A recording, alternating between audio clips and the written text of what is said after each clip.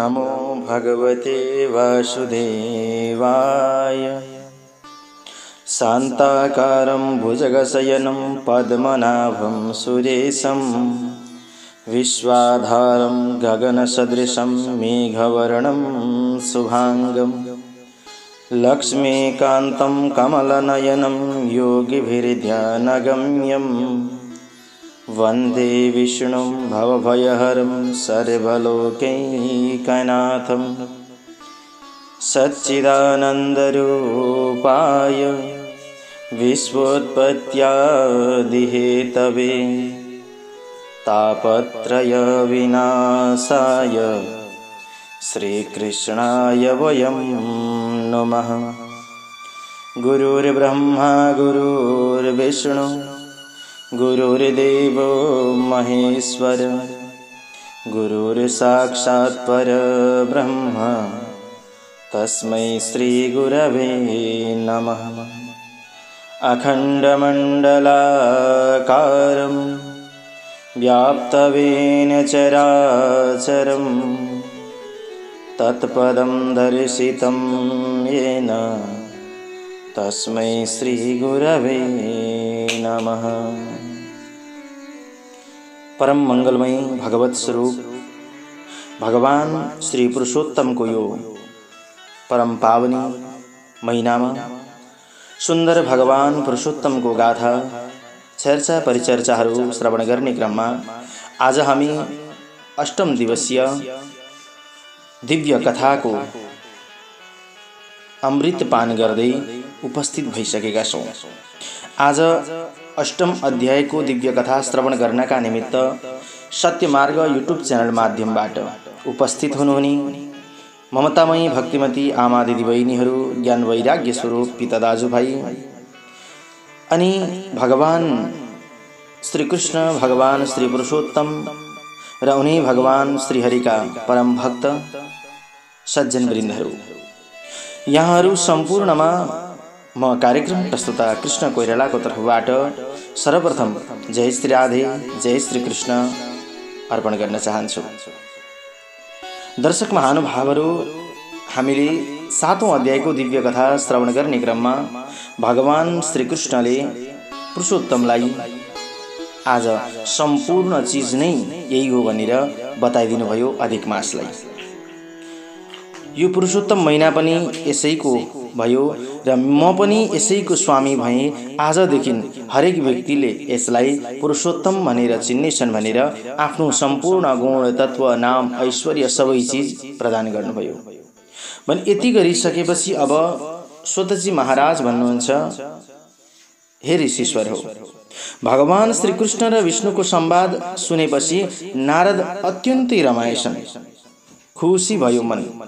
अनि उनले भने, हे प्रभु, भगवान श्री विष्णु वैकुण्ठ गएपछि अर्थात त्यहाँबाट फर्किएपछि के भयो त अब त्यो कुरा मलाई सुनाउनुहोस् भन्दाखेरि आदिपुरुष भगवान विष्णु र कृष्णको जुन वृत्तान्त छ त्यो वृत्तान्त अब भगवान नारायणले नारदलाई श्रवण गराउँदै हुनुहुन्छ। भगवान नारायण भन्नुहुन्छ, हे नारद, जब रुक्मिणीका पति भगवान श्री कृष्ण आफ्ना सम्पूर्ण चीजहरू मलमासलाई दिनुभयो अनि मलमास खुसी भयो। भगवान श्री कृष्णले यसरी सम्पूर्ण चीजहरू दिइसकेपछि वैकुण्ठमा लिएर भगवान नारायण पुग्नुभयो मलमासलाई साथमा लिएर। अनि त्यो अधिक मास वैकुण्ठको छेउमा गइसकेपछि अत्यन्तै रमायो। 12 महिनाको राजा भएर विष्णुका साथ बस्न थाल्यो। 12 महिनामा मलमास सर्वोत्तम श्रेष्ठ बनाएर आफ्नै कामले प्रसन्न हुनुभयो भगवान विष्णु पनि, अनि मनमनै सन्तुष्टि पनि भएर बस्नुभयो। हे नारद, जब तिमीलाई मैले तेस्रो अध्यायको 29 अनि 30 श्लोकदेखि यहाँसम्मको दिव्य कथा पाण्डव र द्रौपदीलाई भगवान श्री कृष्णले सुनाउनुभयो। अर्जुनले प्रार्थना जब गरे भगवान प्रसन्न हुनुभयो। भक्तहरूको प्यारा त हो, भगवानलाई हृदयदेखि पुकार गर्यो भने भगवान सबैको प्यारो बन्नुहुन्छ।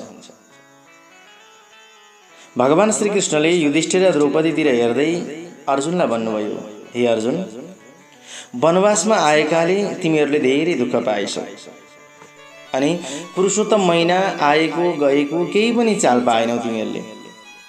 वृन्दावनको शोभाका स्वामीको अत्यन्त प्यारो महिना पुरुषोत्तम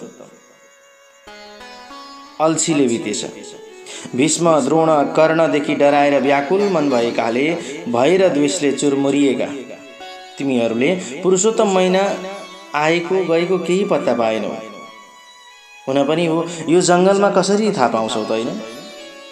श्रीकृष्ण द्वैपायन वेदव्यासबाट प्राप्त भएको विद्याको आराधनामा तत्पर भएका, सिद्ध गर्न लागि परेका ती रणवीर योद्धा अर्जुन इन्द्रकील पर्वतमा गए अनि अर्जुनका वियोगले खिन्न भएका तिमीहरूले पुरुषोत्तम महिना आएको थाहा पाएनौ। अब तिमीहरूले के गर्नुपर्छ भने केवल भाग्यको अवलम्बन गर, यानी कि भाग्यको भरोसा गर। अब त्यो भन्दा अरू कुनै पनि उपाय छैन। भाग्यबाट उब्जिएको फल अवश्य भोग्नुपर्छ, किनकि आफ्नो भाग्यमा जति चीज भगवान परमात्माले लेखिदिनु भएको छ त्यो चीज मात्रै प्राप्त हुन्छ। त्यो भन्दा बाहिर कुनै पनि चीज प्राप्त हुँदैन। लेखे आफ्नो ललाटमा धन अघि धेर थोर जो दैवले, त्यही मिल्नेछ सुमेरु माथि बसवा घरभित्र वा मोजले। तस्मात् धीर रहौं वृथा धनिकका सामने नझुक्ने गर, कुवामै भरवा समुद्र पुगवा जल मिल्छ लोटै भर। जति हाम्रो भाग्यमा परमात्माले धन लेख्नु भएको छ त्यो त अवश्य नै प्राप्त हुन्छ। ढिलो छिटो हुन सक्छ, कसैलाई छिटै प्राप्त हुन्छ, कसैलाई ढिलो प्राप्त हुन्छ। तर एउटा कुरो चाहिँ के याद गर्नुपर्छ भने हामीले जीवनमा कोही धनाढ्य व्यक्ति छ भने उसको अगाडि गएर कहिल्यै पनि नझुक्नुहोस्। आफ्नो निर्धनपन कहिल्यै पनि नदेखाउनु। कसैलाई धनी बनाउनु भएको छ भगवानले, कसैलाई निर्धन बनाउनु भएको छ, कसैलाई गोरो बनाइदिनु भएको छ, कसैलाई कालो बनाइदिनु भएको छ, तर अन्तरात्मा भगवानले सबैलाई एउटै दिनु भएको छ। आफैले फरक बनाएको। दुःख जब हामीलाई पर्छ, दुःख पाउन्जेल हामी सबैको भावना एउटै हो भनेर सम्झिन्छौँ, तर जब दुःखबाट हामी पार पाउँछौँ, सुखतिर लम्किन थालेपछि दुखी व्यक्तिहरू यिनीहरू गरिब हुन्, अनेक प्रकारले गाली गर्छौँ। ती शब्द अहिले म हजुरहरूलाई बयान गर्न सक्दिनँ। त्यस्ता प्रकारका शब्दहरू हामी बयान गर्छौँ। त्यसैले भगवान भन्दै हुन्छ, हेर आफ्नो भाग्यमा जे लेखेको छ त्यो अवश्य नै प्राप्त हुन्छ। र पुरुषहरूको जस्तो भाग्य, दुःख, भय, कल्याण इत्यादि भोग मनुष्यहरूले भाग्यबाटै पाउँछ। त्यसकारण भाग्यमा भरोसा राख्ने, तिमीहरूले सधैँ भाग्यमा नै भरोसा राख। अब पनि त्यहीबाट तिमीहरूको कल्याण हुन्छ। तर अर्जुन, हे पाण्डव, म तिमीहरूको एउटा आश्चर्य लाग्दो वृत्तान्त सुनाउँछु, सुन है त। भगवान श्रीकृष्णले भन्नुभयो,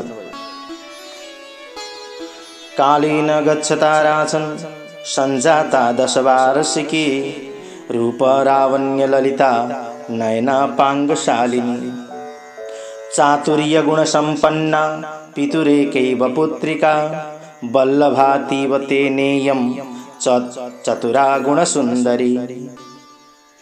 हे राजन,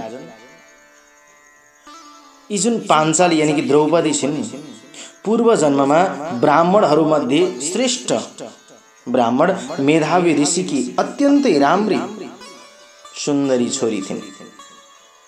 समय बित्दै गयो, आज भोलि गर्दै यी 10 वर्षकी भइन्।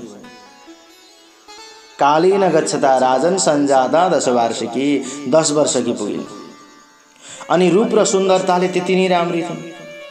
लाम्चा लाम्चा आँखाले शोभिएकी, चतुरता रूपी गुणले भरिएकी।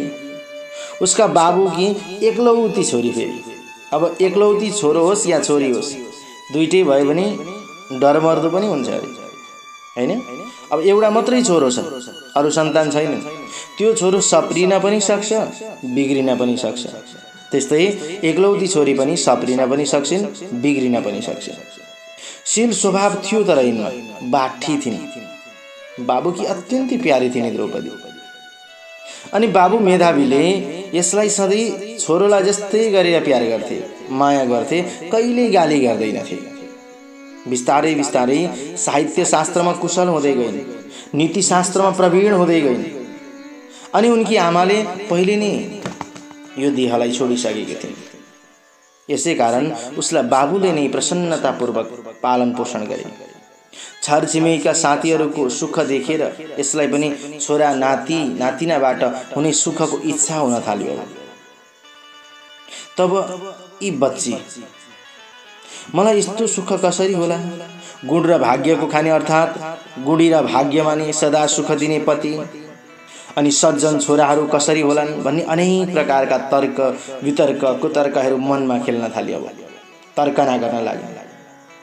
अनि ऊ यस्तै मनोरथ गर्थिन् सधैँभरि। पहिले मेरो विवाह हुन लागेको थियो, तर भाग्यले बिगारिदियो। अब म के गरौँ? के जानेर कुन देवतालाई उपासना गरौँ अथवा कुनै मुनिको शरणमा जाउँ कि? हामीलाई पनि त्यस्तै हुन्छ नि। एउटा काम गर्छौँ, धोका हुन्छ, पुग्दैन। अर्को काम फेरि सुरु गर्छौँ, त्यताबाट पनि धोका भयो। फेरि अर्को काम सुरु गर्छौँ, त्यताबाट पनि धोका भयो। जब चारैतिरबाट आफ्नो भाग्यले साथ दिँदैन अनि अन्तिममा हामीले बोकेर हिँड्ने के हो त भन्दाखेरि चिनाको कागज, यानि कि जन्मपत्री, चिना टिपन भन्छौँ नि, हो त्यही बोकेर हिँड्छौँ। बल्ल हामी भाग्य देखाउन थाल्छौँ। कतिखेर जब भाग्य आफ्नो समय खराब हुँदै जान्छ, समय बिग्रिँदै जान्छ अनि हामी चिना बोक्न थाल्छौँ। जब समय बलवान थियो, समय राम्रो थियो, समयले हरेक कुराहरू पुरा गरिदिँदै थियो, त्यतिखेर हामीलाई चिनाको याद आएन, त्यतिखेर हामीलाई जन्मपत्रीको याद आएन, त्यतिखेर हामीलाई कुण्डलीको याद आएन, आयो त केवल धन दौलतको याद। जब चारैतिरबाट ठोक्कर खाइन्छ, आमा बुवा बितिसक्नु भएको हुन्छ, घर परिवारमा आफू जन्मेको थाहा कसैलाई हुँदैन, खै त्यतिखेरको समय घाम झुल्किन लागेको थियो, या घाम अस्ताउन आँटेको थियो, तोरी फुल्न आँटेको थियो, मकै टिप्ने बेला भएका थिए। यस्तै त समय हुन्थ्यो। हो त्यस्तै समयलाई भनिदिने मान्छे पनि कोही हुँदैनन् अनि त्यतिखेर दोष दिन्छौँ कसलाई? आमा बाबालाई। हेर कमसे कम एउटा चिना बनाइदिएको भए त हुँदैन थियो भनेर हामी गाली गर्थ्यौँ, हैन?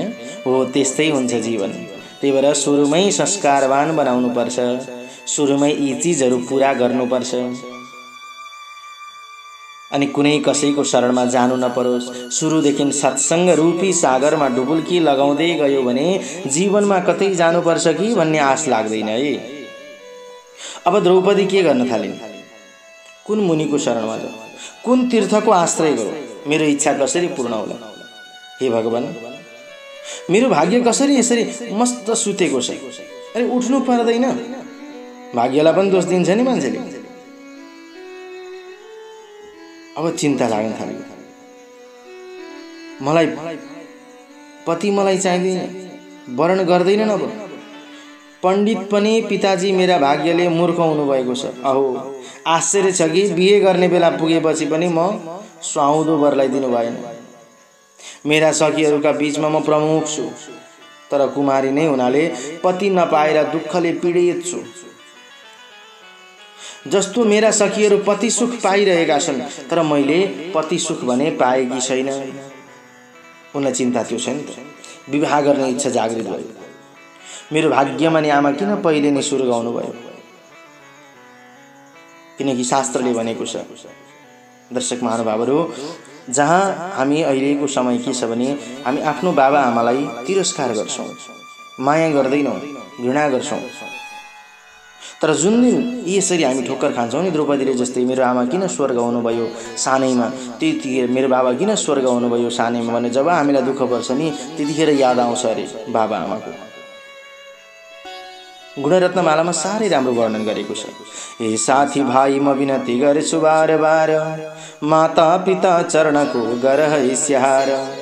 जिउँदो छँदा अति सखे गरिँदैन याद, होला मरेपछि भरे पछुतो विषाद। जिउँदो छँदाखेरि हामी आफ्ना माता पिताको याद गर्दैनौँ, माया गर्दैनौँ, केही चिज हामीलाई सम्झना नै रहँदैन। तर जुन दिन मरेर जानुहुन्छ अनि यसरी कि त दुःख पाएको बेला आँखाबाट आँसु झर्छ, आमा बाबाको याद आउँछ, कि त हर्षले गदगद भएको बेला आमा बाबाको याद आउँछ हामीलाई। हो त्यो दुःख कष्ट हामीले सहन नपरोस्, त्यो पीडा हामीलाई नहोस्। अनेक प्रकारको चिन्ताले हामीहरूको जीवनमा कहिल्यै पनि नसताओस्। सुरुदेखि संस्कार दिनुहोस्, सम्पत्ति भन्दा पनि राम्रो शिक्षा दिनुहोस्, राम्रो ज्ञान दिनुहोस्, ताकि पछि गएर पनि राम्रो सन्त गर्छन् नै उनीहरूको जीवन पनि उज्जवल बनाउनेछन्। अनेक प्रकारले चिन्ता गर्न थालिन्। अब मनोरथ रूपी समुद्रमा ऊ डुबुल्की लगाउन थालिन्। मोह यानी कि आसक्ति रूपी पानीमा डुबेकी छिन्। मनोरथ रूपी समुद्रमा आसक्ति रूपी पानीमा ऊ डुबेकी छिन् अनि मोह रूपी भुमरीमा भौतारेर पौडी खेलिरहेकी छिन्।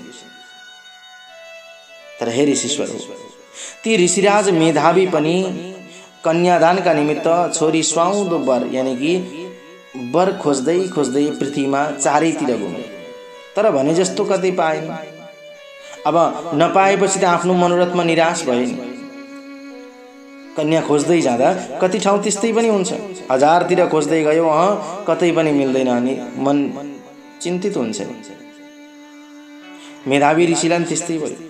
छोरीको भाग्य र आफ्नो भाग्य दुवैले मनोरथ पूर्ण नभएको देख्दा मेधावीलाई दैव योगले बाटैमा ठुलो भारी उखरमाउलो ज्वरो आयो। सहन नसक्ने सारा अङ्ग प्रत्यङ्गहरू चुट्टिएला जस्तो हुन थाल्यो, कटकटी खान थाल्यो। तातो ज्वरोको ज्वाला हनहनी गरेर शरीरभित्र जल्न थाल्यो। स्वा स्वा गर्दै उनले सहन सकेनन्, बेहोस भएर लगे। जसरी मदिरा पान गरेको व्यक्ति भुइँमा लड्छ नि, प्रस्खलन निपतन भूमौ मदिरा मत्त मद भृशम आगच्छन्नेव भवनम सपपात धरातले। मदिरा पिएर मातेको जस्तै बारम्बार भुइँमा लडखराउँदै लड्दै उड्दै गर्न थाले अनि घर आइपुग्ने बित्तिकै पृथ्वीमा पछारिएछन्। डरले आत्तिन थालिन् द्रौपदी अनि दौडेर बाबुबाटमा आइन्। बोलाउन थालिन्, बाबा के भयो, उठ्नुस् न। अनि ती मेधावी ब्राह्मण त्यो छोरीलाई सम्झदै मरणासन्न भए, अर्थात् मर्न लागे। उनीहरूको बलियो कारणले गर्दा नै एकाएक कम्प छुट्यो, अर्थात् थरथर काँप्न थाले। कन्यादानको प्रसङ्गले उठेको जुन महोत्सव अर्थात् ठुलो उमङ्ग थियो, त्यो पनि बिस्तारै बिस्तारै हट्दै गयो, विदा भयो। यसपछि पहिले गरिएको गृहस्थ आश्रमको धर्मको परिश्रमको प्रभावले संसारका वासनालाई त्याग्दै गए, भगवान श्रीहरिमा चित्त लगाउँदै गए, सम्पूर्ण चिजलाई बिस्तारै बिस्तारै बिस्तारै छोड्दै गए। जसरी सुरुमा घर परिवार, आफन्त, इष्टमित्र, नरनाता, कुटुम्ब, साथीभाइ जता जता मन लागेको थियो, त्यो मनलाई बिस्तारै गुमाउँदै आए।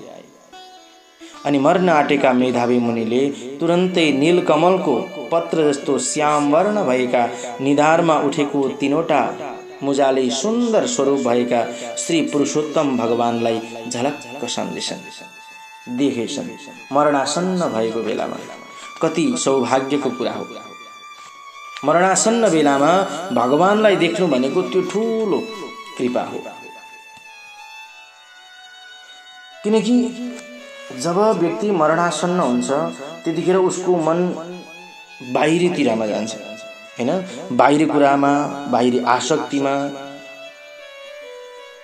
अनि धन सम्पत्ति यति कमाएको थिए, यसो गरेको थिए, त्यसो गरेको थिए, यसरी दुःख गरेको थिए, कष्ट गरेको थिए, त्यतातिर जान्छ। अहिले पनि हामी हाम्रा सन्तानलाई शिक्षा त दिन्छौँ, तर गाली गर्दै शिक्षा दिन्छौँ। हामी भन्छौँ तिमीहरूका उमेरमा त हामीले यस्तो चिज गरेको, त्यस्तो चिज गरेको, यो गरेको, त्यो गरेको। अरे गर्नु भयो, अब त्यो गरेको सुनाएर हामी पनि त्यस्तै गर्न या अहिलेका पिँढीले त्यस्तै गर्न सक्दैनन्। दर्शक महानुभावहरू, उनीहरूलाई त सतमार्ग देखाउनुपर्छ। पाप लाग्छ भनेर टेर्दैनन् अहिलेकाले, हुँदैन भनेर मान्दैनन्, किनकि रिजन चाहिन्छ। बिना रिजन कुनै पनि काम उनीहरू गर्न मान्दैनन्, किनकि अहिले वैज्ञानिक भइसकेका छन्। विज्ञानको पक्षमा सारा जगत उल्टिसकेको छ भने हामीले अब बाबा आमा हुनेले जुवा काट्नु हुँदैन भनेर किन भन्दा पाप लाग्छ भन्दा टेर्दैनन् के। साँझको समयमा घर बढाल्नु हुँदैन किन पाप लाग्छ भन्दा टेर्दैनन्, किनकि रिजन चाहिन्छ। अनि यो मन कहाँ लाग्छ त? सांसारिक चिजमा नै लाग्छ। तर मेधावी ऋषि यति भाग्यमानी मर्ने बेलामा उनले परमात्मालाई देखे अनि भन्न थाले, हे राधा रमण, हे रासका स्वामी प्रभु, देवताहरूका शत्रु दैत्यलाई मार्ने प्रभु, उग्र डडेलोलाई पिउने तपाईलाई म कस्तो प्रकारले स्तुति गरौँ भगवान, म त केही पनि सक्दिन, मलाई रक्षा गर्नुहोस्। शरीरस्थ सारा इन्द्रियहरूका मालिक यानी कि चालक, हे भगवान तपाईलाई नमस्कार छ। अनेक प्रकारले स्तुति गर्न थाले मेधावी ऋषिले। अनि ती आज मेधावी ऋषिको वचन सुनेर भगवानका दूतहरू झट्टै नै मुकुन्द लोकबाट त्यहाँ आइपुगे अनि ती मरेका मुनिलाई हावारूपी हातमा समातेर भगवान श्रीहरिको चरणमा लिएर गए। आफ्ना पिताको प्राण निक्लेको देखेर त्यो उनकी छोरी बाबासँग छाती पिट्दै रुन थालिन्।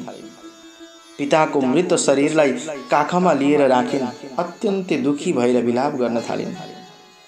हा हा पिता कृपा सिन्धु आत्मजा नन्ददायका, कस्यांके मां निधायाद्य गतोऽसि वैष्णवं पुरम्।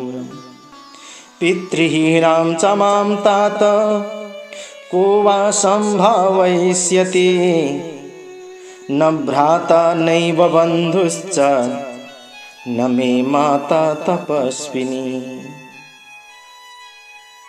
न्याउली पक्षीले चाहिँ धेरै बेरसम्म अत्यन्तै दुखी भइन् अनि विलाप गर्दै विह्वल भएर त्यो 10 वर्षको बच्चा यानी कि त्यो बालिका बाबुलाई बाँचेकै जस्तो ठानेर भन्दैछन्,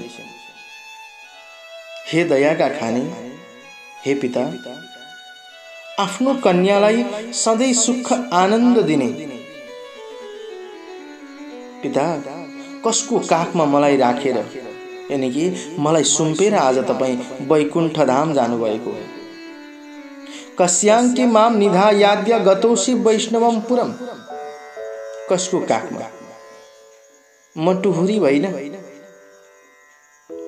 हे पिता, पितृहीन अर्थात बाबु नभएकी टुहुरी मलाई अब कसले सम्हाल्छ होला? किनकि मेरो न भ्राता नैव बन्धुश्च, न मेरा कोही दाजुभाइ छन्, न मेरा कुनै बन्धुवर्ग आदि नै छन्। न मे माता तपस्विनी, न मेरी तपस्विनी आमा नै हुनुहुन्छ। हे बाबा, अनि तपाईलाई अलिकति मलाई छोडेर जानुभन्दा अगाडि चिन्ता लागेन? भोजनात् छादने चिन्ताम को मे तात करिष्यति।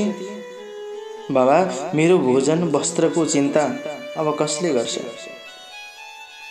वेद ध्वनिले रहित भएको यो शून्य घरमा म एक्लै अब कसरी बसौं? बाबा, उठ्नुहोस् न। बरु जीवन पर्यन्त म विवाह नगरिकन बस्छु।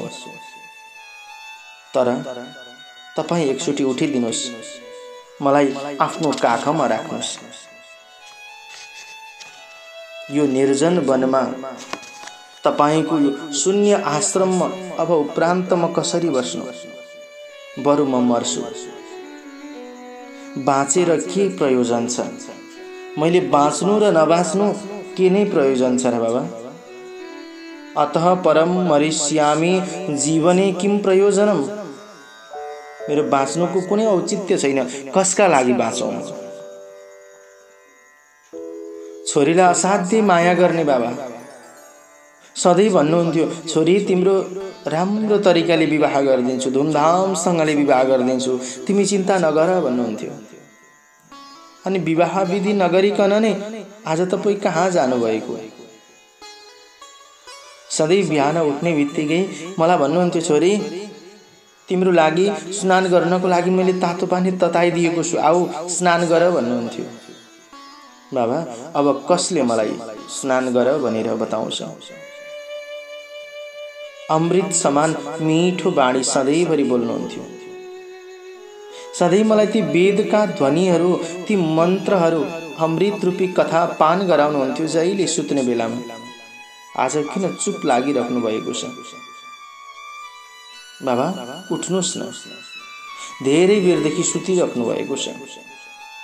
वाणीं वद सुधा कल्पां कथं तूष्णीम् अवस्थितः उत्तिष्ठोत्तिष्ठ हे तात चिरम सुप्तोषि साम्प्रतम्। अमृत समान मीठो बोली बोल्नुहोस् न। अब त उठ्नुहोस्, धेरै बेर भयो बाबा सुत्नु भएको। किन यसरी सुतिराख्नु भएको छ? हेर्नुहोस् त कति सन्त महापुरुष तपाईको दर्शन गर्नको लागि आउनु भएको छ।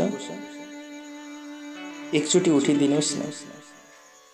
तपाईलाई हेर्न भनेर, तपाईको दर्शन गर्न भनेर, तपाईसँग कुरा गर्न भनेर बाबा यहाँ त साधु सन्त समाजको भिड लागेको छ।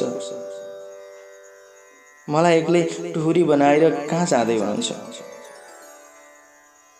आज जुन तपाईको यो देह मलाई हुर्काउँदै गर्दाखेरि बुढो हुन पुग्यो। यो देहलाई अब म स्याहार सुसार गर्छु, अब हेरविचार गर्छु भनेर मैले कति सोचेको थिएँ। तर त्यति पनि मलाई केही नबोलिकन तपाईँ जानुभयो।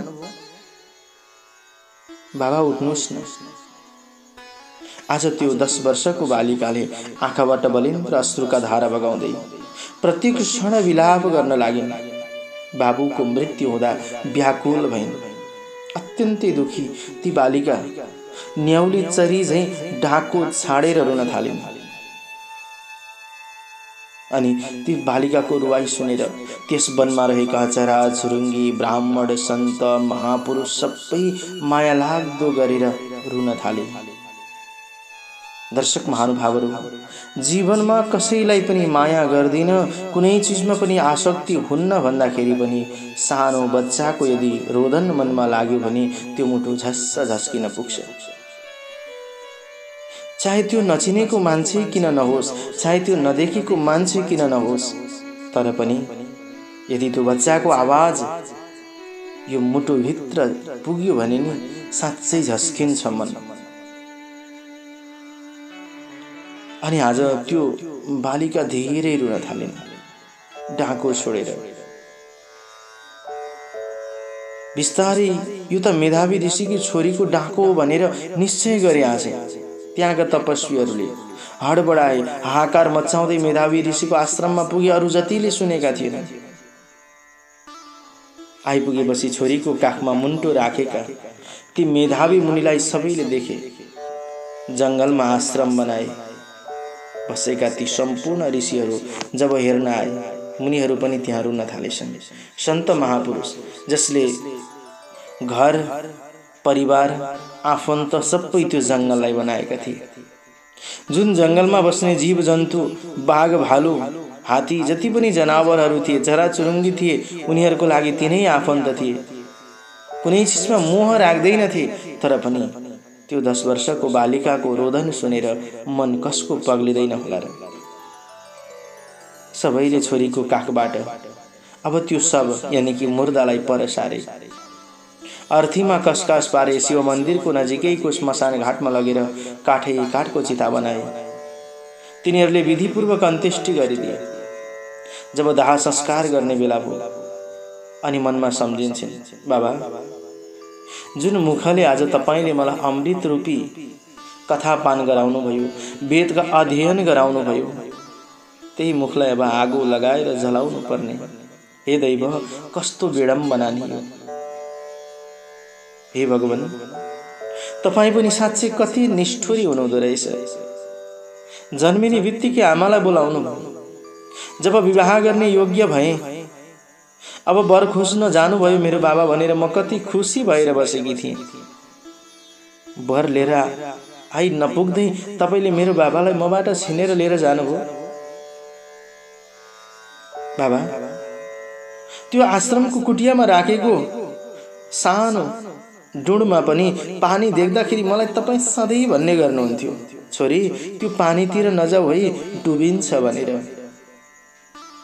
तर आज तपाईको यही शरीरलाई म खोलाको डिलमा ल्याएर झलाउनु पर्ने। भगवान, अब मेरो सम्पूर्ण जिम्मा तपाईको हातमा छ। बाबा सँगै रहन देऊ, दया जनाऊ। हे काल, तिमी पनि कति कपटी रहेछौ। मलाई त बाबा आमा सँगै लगेर राख, म त त्यही बस्छु। यो संसारमा बस्न म चाहन्न।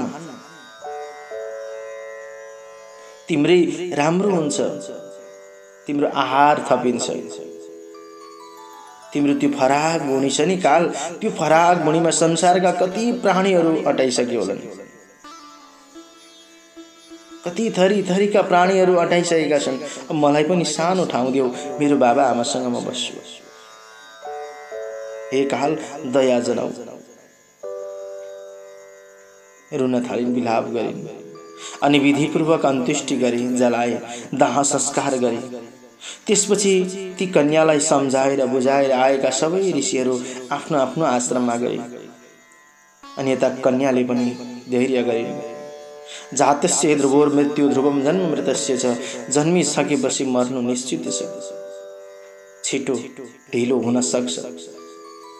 बाबाको सम्पूर्ण और्धदैहिक कर्म यथाशक्ति गरेर आफ्नो गच्छे अनुसार मन खोलेर खर्च गरिन्। अनि यस्ता प्रकारले पिताको और्धदैहिक विधि अर्थात् 12 दिनसम्मको विधि गरिसकेर ती छोरी त्यसै तपोवनमा पिताकै आश्रममा निवास गरिन् अर्थात् बसिन्। पिताको मरण रूपी दुःख रूपी डढेलोलाई डढेकी ती बालिका बिजरी सुखदेवले फटकारिएको रम्भा अप्सरा झैं अनि आफ्नो बाछो मर्नाले दुखी भएकी लैनी गाई जस्तै अत्यन्त दुखी भएर मनमा पिरोलिएर भगवानको त्यही ध्यान गर्न थालिन्। दर्शक महानुभावहरू, अब त्यो पिताको आश्रममा बसेर अनेक प्रकारको दुःख कष्ट पीडा सहेर जीवन निर्वाह गर्दै जाँदा उनको जीवनमा अगाडिका अप्ठ्याराहरू कस्ता हुन्छन् या सजिला बाटाहरू कस्ता हुन्छन् त, ती कन्याले कसरी आफ्नो जीवनलाई अगाडि बढाउने छिन् त, यी सम्पूर्ण कथाहरू म हजुरलाई भोलिको प्रसङ्गमा श्रवण गराउनेछु। आज हामीले यिनै बालिकाको वृत्तान्त र मेधावी ऋषिको मृत्यु वरणसम्मको दिव्य कथालाई हामीले श्रवण गरेका छौँ। अब भोलिको प्रसङ्गमा ती कन्याले कसरी आफ्नो जीवनलाई निर्वाह गर्नेछिन्, कसरी अगाडि बढाउनेछिन्, ती सम्पूर्ण कथाहरू हामी श्रवण गर्नेछौँ। हस्त दर्शक महानुभावहरू, आजको यो बसाइबाट म पनि बिदा माग्न चाहन्छु। हजुरलाई आजको कथा कस्तो लाग्यो त आप कमेन्ट बक्समा गएर कमेन्ट गर्नुहोला। साथै कथा मन पर्यो भने हजुरले आफ्नो आफन्तमा पनि सेयर गर्न सक्नुहुनेछ। अनि सत्यमार्ग युट्युब च्यानलमा नयाँ हुनुहुन्छ भने सब्स्क्राइब गरिदिनु होला। सब्स्क्राइब गरिसक्नु भएको छ भने लाइक कमेन्ट गर्न नबिर्सिनु होला। हस्त सबैको जीवन मङ्गलमय होस्। पुरुषोत्तम भगवानको हामी सबैमा आशीर्वाद लागिरहोस्। उहाँकै आशीर्वाद र कृपाले गर्दा यो संसारमा सोचेका कामनाहरू सबैका पूर्ण हुन्। सर्वे भवन्तु सुखिनः, सर्वे सन्तु निरामयः, सर्वे भद्राणि पश्यन्तु, मा कश्चित् दुःख भाग भवेत्। ओम शान्ति शान्ति शान्ति। आफ्नै दर्शन, आफ्नै धर्म र आफ्नै संस्कृति, सधैँ एक कदम अगाडि सत्य मार्ग नेपाली अनलाइन।